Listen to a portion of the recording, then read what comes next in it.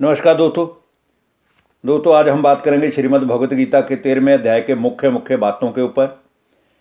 ये जो 13वां अध्याय है, इसमें भी भगवान ने ये जो हमारा शरीर है 5 तत्वों का पुतला है, अग्नि जल वायु पृथ्वी आकाश से बना हुआ है और इन्हीं 5 तत्वों में जाकर मिल जाता है। और ये जो हमारी आत्मा है, जो मन बुद्धि संस्कारों सहित 3 शक्तियों की स्वामी है, इन दोनों ही चीज़ों के भेद के बारे में बताया है। एक को क्षेत्र कहा गया है शरीर को, और क्षेत्रज्ञ जो शरीर के बारे में भी ज्ञान द्वारा उसे जान लेता है, वो उसकी महिमा है आत्मा के बारे में। तो इसी के ऊपर आज कहा गया है। इसमें ये कहा है कि हे अर्जुन, ये जो 5 ही महाभूतों द्वारा अग्नि जल वायु पृथ्वी द्वारा ये बने हुए संसार के जितने भी मनुष्य हैं, जिनके भी शरीर हैं, और इनके अलावा इस शरीर को चलाने वाली जो आत्मा है, वो 3 शक्तियों मन बुद्धि संस्कार सहित है। वो जब इसमें प्रवेश करती है, गर्भ में प्रवेश करती है, उसके बाद जब बच्चा रूप में जन्म लेती है, उसके बाद ही मनुष्य के कर्मों का लेखा जोखा इस सृष्टि मंच पर शुरुआत होती है। इसलिए जब तक आत्मा शरीर में प्रवेश नहीं करती है, तब तक कोई भी इंसान कर्म कर ही नहीं सकता।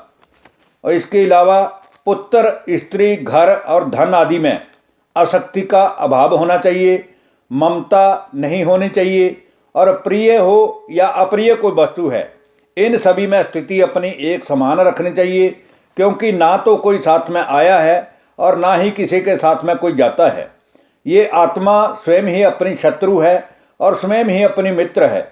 इसलिए जो जैसा स्वभाव वाला है, वो स्वयं से अंदर से भी वैसा ही है। और जो जानने योग्य है और जिसको जानकर मनुष्य परम आनंद की प्राप्ति करते हैं, शांति की प्राप्ति करते हैं, ज्ञान की प्राप्ति करते हैं, उसको मैं भली भांति कहूँगा, जिसको जानने के बाद तुझे फिर जानना कुछ भी नहीं रह जाएगा। वह संपूर्ण इंद्रियों के विषय को जानने वाला जो ईश्वर है, वह वास्तव में सब इंद्रियों से रहित है, अजन्मा है, अभोक्ता है, लेकिन सभी मनुष्य के जीवन कहानी को जानने वाला है। इसलिए सृष्टि का रचयिता भी उसी को कहा गया है।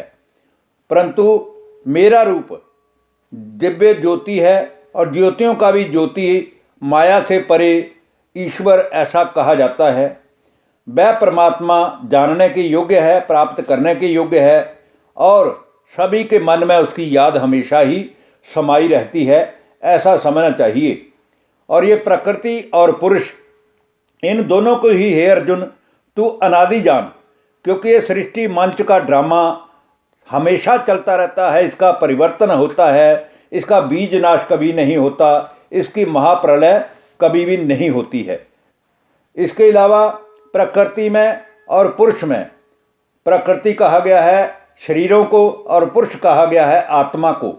ये 3 गुणों के प्रभाव से ही संसार में जितने भी मनुष्य आते हैं, वो आते हैं तमोगुणी, सत्वगुणी और रजोगुणी। इन तीनों ही जो आदतें हैं, इन तीनों ही आदतों के कारण मनुष्य अपने अपने स्वभाव के वश हुआ अच्छे या बुरे घर में जन्म लेता है।